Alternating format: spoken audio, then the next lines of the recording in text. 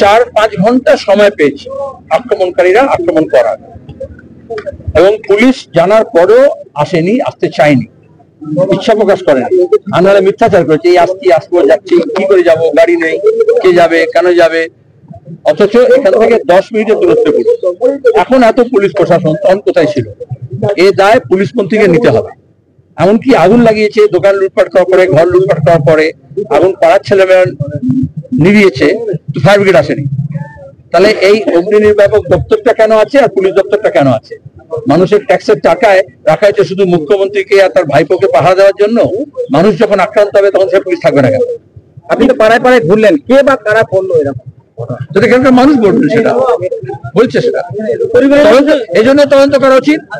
এই জন্য প্রথমে একটা বিচার বিভাগে তদন্ত করা উচিত, কত পুলিশ নয়, সরকার নয়, বিচার বিভাগীয় তদন্ত, যেখানে দাঁড়িয়ে একজন সিটিং জাজ এসব খোঁজ খবর নিয়ে জানতে পারবে।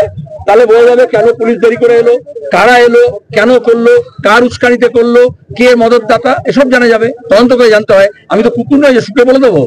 কত